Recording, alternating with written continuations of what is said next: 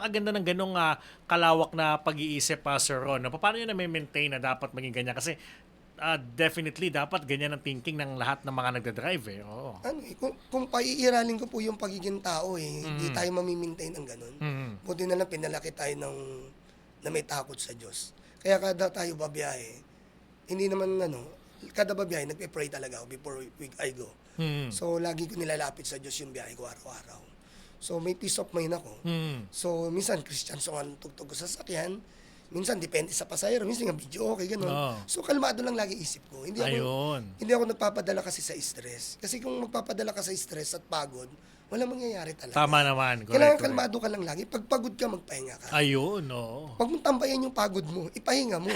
Di ba? Tama. Para after 30 minutes, after 1 hour, banat uli. Okay ka na uli. Okay ka na uli. Tama. Oo. Pag nasangkot ka sa isang bagay na parang uminit ulo mo, rest ka ng 30 minutes, isang oras.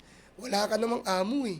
So malawak yung oras mo. So, pwede. Correct. Manatiling nakatutok sa Abante, sundan kami sa aming mga social media accounts at huwag kalimutang mag-subscribe sa aming YouTube channel, DWAR Abante Radio, para sa mga eksklusibong balita.